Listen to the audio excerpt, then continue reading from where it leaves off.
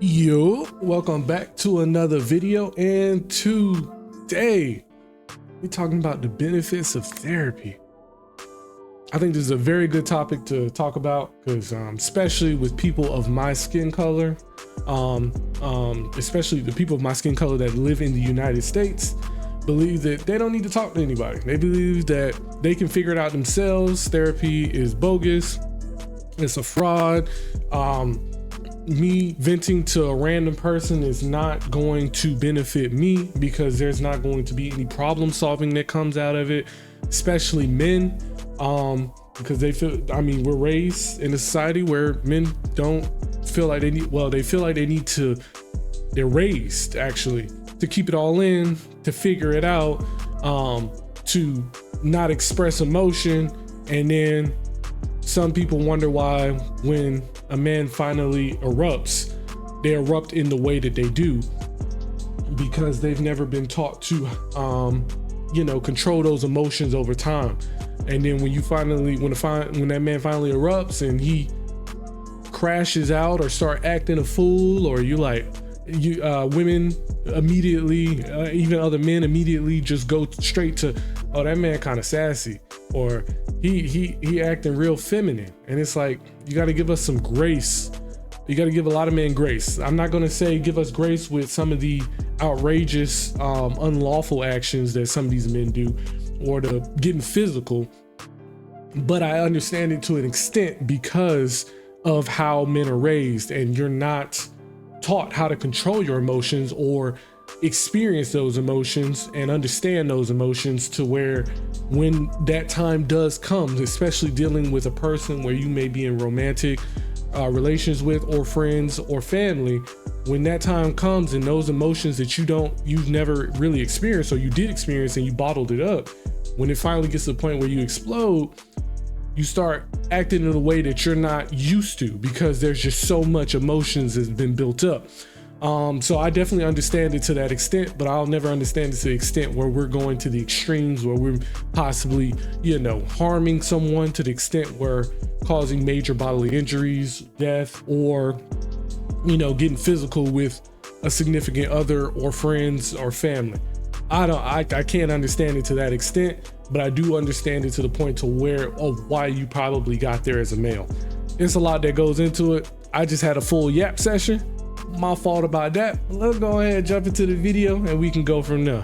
I hate to be the one to tell you, but somebody has to. Your pain is not unique. It's not special. It's not exclusive. It is not proof that the world is harder for you than it is for everyone else. It's just pain. And pain is part of being human. Yes, your story matters. Yes, what you've been through shaped you. But be careful not to build your identity around your wounds, because the moment that you start believing your pain makes you different, you'll start protecting that pain instead of healing from it. Some communities will keep you stuck in that. They'll feed this very idea that your hurt is sacred, that no. Yes, she's speaking so much facts, man. She put facts on the table. So let's talk about it. I can only speak from my experiences. I don't weaponize my hurt to the extent that she's talking about, or delve in it, stay in it. I did at one point, but it was never to the point to where I thought my hurt was different. I kind of took that hurt, that pain, that sadness, and went on the internet and used that beautiful tool and to learn about other people who may be going through the same thing that I was going through at the time. How do I come out of that? Some people like to stay in it and dwell in it. Just not that person. It is a hard, I would call it experience to kind of deal with, trying to fight your way out of that unfortunate situation that has you feeling the way that you're feeling. Excuse me.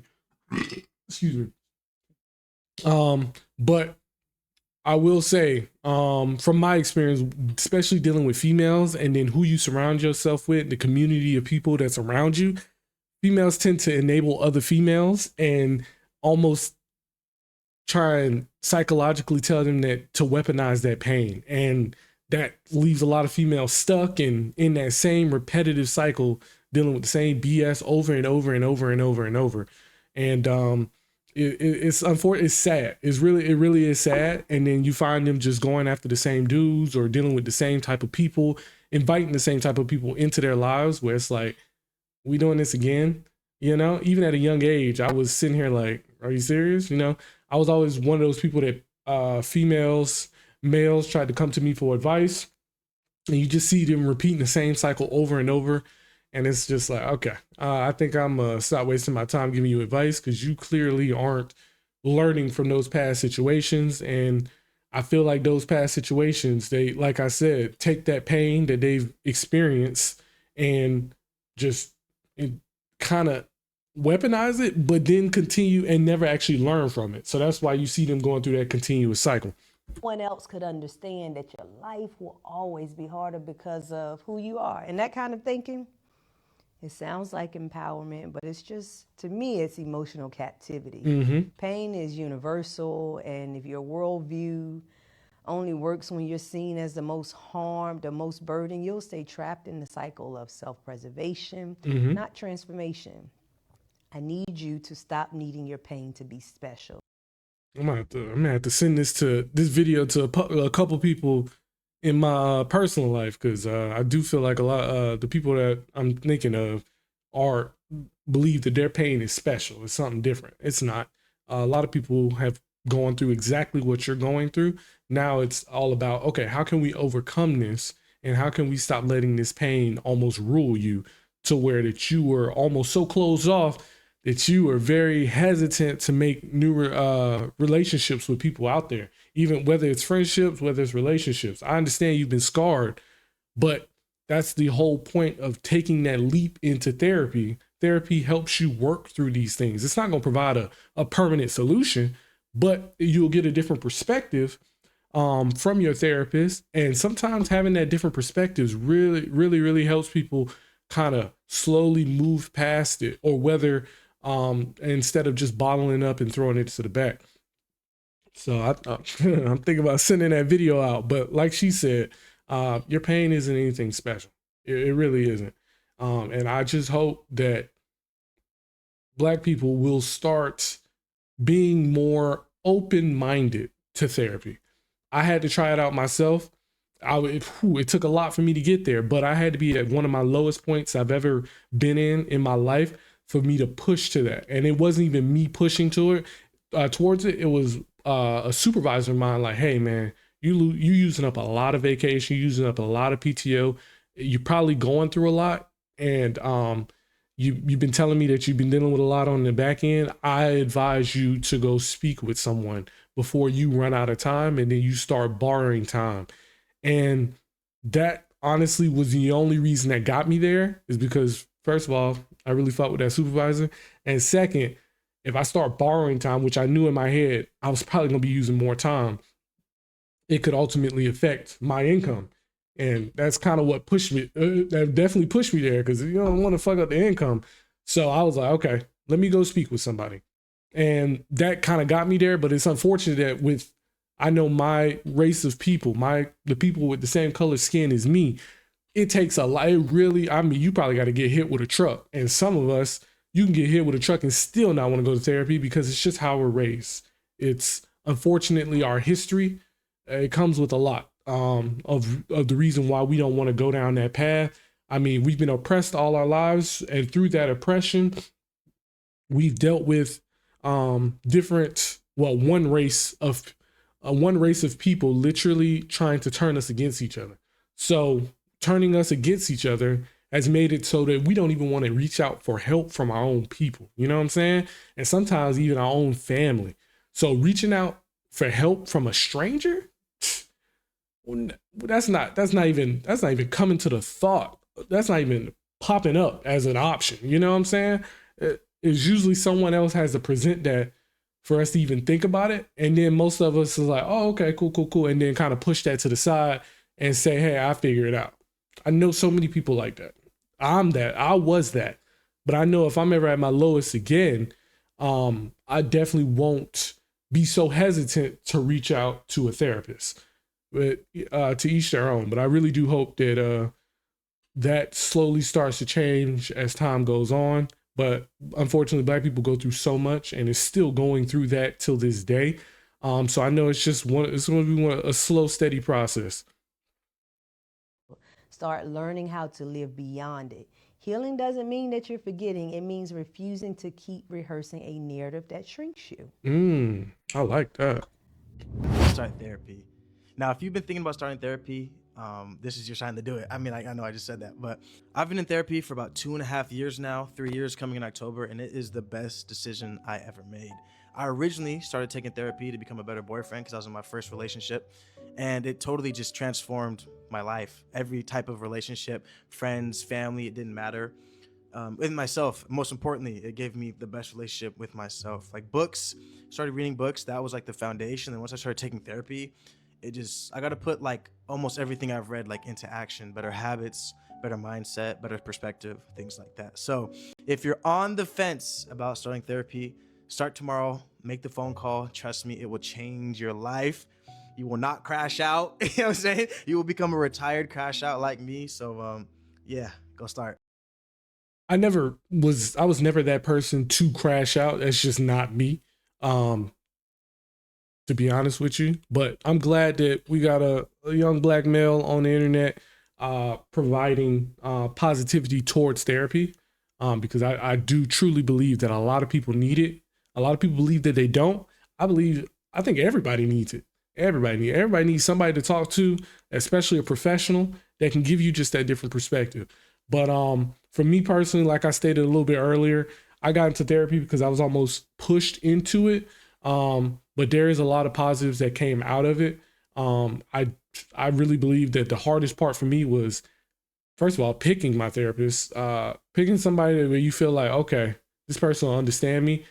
So picking that person and then being scared to like, okay, I'm gonna go in here and rant about my problems. I barely do that with my siblings. I definitely don't really do that with my friends. So imagine me trying to go in here and rant about my problems to a stranger. I was sitting there like, dang, it's gonna be mad uncomfortable. There's probably gonna be mad quiet sessions, or I'm probably gonna be one word in this person where they're trying to get me to open up, and I'm just being brief. Yeah, it was a process. It took me probably about 2, maybe 3 sessions before I really started talking to my therapist. But jumping that hurdle and kind of taking that leap of faith was really what I needed. And my therapist being so patient with me helped out a lot. So just make sure you pick a good one. Um, Picking the right one is definitely a positive, and it will help in that aspect of wanting to be more open. So it's all up to you on that aspect. But yes, there is a lot of good benefits that came out of it. And I just felt it helped me slowly start to heal from the pain that I was feeling, the disappointment of what I was going through and where I was in the past and now where I am now. So you just gotta, I would say, especially if you're going through a lot, man, even if you're not going through a lot, but you feel like you just need somebody to talk to, man, get you a therapist, man. It's not gonna hurt you. Trust me. Trust me, trust me, trust me. Therapist, and you're like, how am I going to do this? How am I going to start from ground zero again? I have some good advice that I recently gave to my clients who I had to stop working with, as well as myself, because I have to start with a new therapist as well. Do not feel like you have to go into this new session with this new therapist and start from like birth to now. It's not realistic. Like, if you want to do that, more power to you, and there is nothing wrong with that. But I find that like a lot of my clients and me myself, I feel like it's so much pressure to have to literally reintroduce not only myself and who I am and how I act, but then also all these layers of stories, history, and things that have happened to me. You get to a point where you're like, wait, I've just spent how many sessions talking about my trauma and my past? I haven't even talked about what I'm dealing with in the present and what I want to work on now. So my biggest fear with people starting over with therapy is that they're not gonna focus on what's... You know what I just thought of? I feel like if you take that leap of faith in wanting to even talk to somebody and talk to a professional, to me, that shows somebody who's really trying to feel better, get better, understand themselves, and ultimately come out of that situation, that feeling that they're in. And I just think that just makes you a better, stronger person in the end of it. I believe you are you have a I believe you have a weak mindset if you scoff at therapy and you scoff at wanting to solve the problem because you know there's a problem, but I, maybe you don't fully have a weak mindset because like I said earlier, some people just don't even have that thought. But when someone presents that to you and you kind of push it to the side, I believe that yes, maybe contradicting myself a little bit here, but knowing that that's an option, and you are at your lowest and you literally have nothing to lose, and you still refuse to go down the route of therapy, maybe that more fits in the I think you have a weaker mindset type of mentality because I don't believe that you are actually trying to provide yourself a solution. You are okay, you have hit your low to the point that you're okay sitting in that low and not trying to become a better version of yourself, not trying to become better mentally and emotionally. Because most of the time, that low is usually mentally and emotionally. And let's say you lost your job. Most people think that, oh, you're just going to bounce back and feel better just because you got a new job. That could be some people out there. And then you got the other side of the coin where you got the new job, you back up, finances are good, you're ready to go again, but it's still eating at you mentally and emotionally. And it's like, if you don't take that step to resolve that, you could be back in the same situation with your new job. Or you could still have that anxiety of, I got a new job and I'm doing well for myself again, but it could always drop off again. So I don't know. Therapy has a lot of good benefits. I can't think of too many negatives personally. The negatives are all, in my opinion, all at the beginning of finding the right therapist, as well as trying to figure out what I want to talk to this person about, or even if you do know what you want to talk to them about, is overcoming that fear or that fear of being judged by venting to a random person that you don't know. Happening in the now. And when we don't focus on what's happening in the now, we know we can get caught up and kind of forget to live and be present, be grounded in this moment. There is nothing more important, in my opinion, than this moment. We can't keep saying that the most important thing is our trauma, the most important thing is our past. It's not, it's right now. It's right now. Right now is all we have. Please remember that when you go into a therapy session and just a new therapy journey with a new therapist. There are no rules to therapy. You actually could lie to your therapist every single time you go. I don't know. She hit a good she hit a good point. She talked about a good point there. Because I find myself doing this a lot, where I tend to find myself living in the past as well as thinking so much further into the future, and I don't have a healthy balance of thinking about those two things, but living in the present day. I find myself thinking about the past and the present. Excuse me. I find myself thinking about the past and the future more than enjoying the present day. And especially when you're going through pain, you got trauma, those two things, I will say, becomes almost like a handicap where you find yourself focusing on those, and those things usually tend to be in the past. And you find yourself living in the past and focusing on the past instead of living for today, living for now. Like she stated, all you can focus on and all you can do is live in the now, because the past is over. It's done with. I wish there was a time machine where you could go back and change it, but maybe that may make things worse. Who knows? So since that technology is not available and probably never will be, the only thing you can do is live for the present day. And that present day ultimately can determine your future. So she spoke facts on that one, because that really got me thinking. It's like, yeah, I do struggle with living in the present day. And I think a lot of people do as well, because there's just so much going on, where it's personal life, the economy. I mean, who knows, man? Who knows? Work life. It's just a lot that prevents people from wanting to focus on the now and find themselves worrying about the past and the future. What that would do for you, but you could. You literally could. There's no rules and no one would ever know. So just go in there, meet yourself where you're at. Of course, things from the past are going to pop up. That's normal. They will just flow into the conversations and sessions naturally. You don't need to like force everything. It will just come up. Important people, important dates, important events, important memories, good or bad.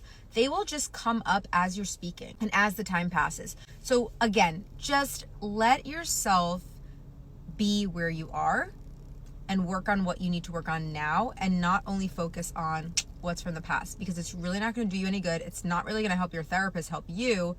And unless it is like crucial to what you're experiencing right now, not everything from our past really needs to be talked about or rehashed. Not everything. Hot take from a therapist, but that's what I think. So yeah, I hope. I will say, if you do take that step into wanting to try therapy, I'm gonna say go in there with an open mind, because she talked about something there that made me think of this. It's like, yeah, I didn't realize that you could try therapy, but not go in there with an open mind and be stubborn, not want to talk about anything. And like you said, you could sit down there and lie to your therapist the entire time if you wanted to go down that route. But obviously you would be getting nothing out of that. And if you're paying for it, why would you want to waste your funds lying to somebody and ultimately they're not able to help you out because you don't want to fully embrace the process? So if you do take that step to want to try therapy, really do take go outside the box, step outside the box, step outside your comfort zone, and just give it a shot. If you don't like it, it's not going to hurt you. You could stop at any time. Nobody's forcing you to be there. You pay session by session. So it's not like you paying for a bunch of sessions in advance. So if you don't like it, bam, you take a step back and was like, all right, this wasn't for me. But don't go in there with a closed mind, don't go in there with a closed-minded mindset. I don't know what I'm trying to get at. Don't go in there closed-minded. There we go. Jesus, I'm struggling. But anywho, yeah, put effort into the process if you're really going to do it. I believe that therapy is not one of those things you want to jump in there and half-ass. But if you don't care, that's you, man. As you normalize my own depression. When you're depressed for so long, you kind of just get used to the relentless negativity bias. My life's not good enough. Everything's really hard. I don't know what I'm doing. I realize that I am constantly chasing highs just to feel something. Dating, virality, strip clubs, sex parties, the excitement and the unpredictability and the chaos are the only things strong enough to cut through the fog. And that I'm personally not this type of person. But I do know people who are like this, where they constantly chasing that high just so they don't have to feel the pains of how shitty their life really is and the emotions that they're dealing with. Like, I literally know somebody who cannot sit still, who cannot just be by themselves. They have to talk to somebody. They have to be doing something. They have to be out and about, because being alone is probably going to take them into that dark space.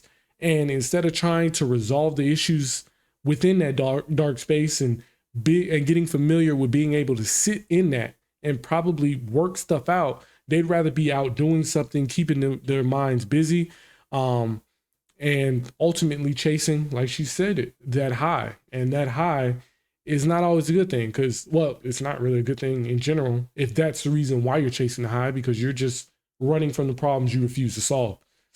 Ooh, she's speaking facts over here. That's not a healthy way to live. It works, but it's so exhausting to live at these emotional extremes all the time. Like, if I'm not overstimulated, then I am back to just being sad all the time. For a long time, I thought this was normal. Like, yeah, I have depression, but this is also just how I'm built. If you're depressed long enough, then your depression just feels like you. Like, it's your personality. The chasing feels like ambition or desire rather than compensation. The inability to sit still in contentment just feels like you're somebody who needs stimulation. But actually, this is what I built to cope. Part of me isn't sure that there's actually anything wrong with me. There are people who are just actually happy. Really? Pretty sure everyone's just as fucked up as I am. Pretty sure that's just normal. But apparently you're still supposed to feel okay on a random Tuesday where nothing particularly good is happening. Which still seems fake to me. Admittedly, I don't do everything I could be to be less depressed. Like, I could meditate more, I could work out more, but doing all of those things to combat my depression is a literal full-time job. Like, when you're mentally ill, the amount of maintenance required just to be a functional member of society is actually insane. So what do all of these things mean for me? I'm going back to therapy. I am tired of needing chaos to feel alive. I am tired of this low-level sadness that's there all the time. I am tired of being unable to appreciate all the good things in my life. And I'm tired of building my life around escaping my own brain. So yeah, we'll see what happens, and I'll keep you updated. Being depressed is exhausting, and trying to overcome that depression in the way she's speaking of, which is chasing that emotional high just to continue to distract yourself mentally and emotionally, is exhausting. And like I said, I know people who live that lifestyle, and they've lived that lifestyle for such a long time that it's become normal to them, and they don't realize how exhausting it is because they're not actually solving the problem, or they truly don't believe that there is a problem to solve, but there is. And I see them tired all the time, just emotionally, physically, mentally drained.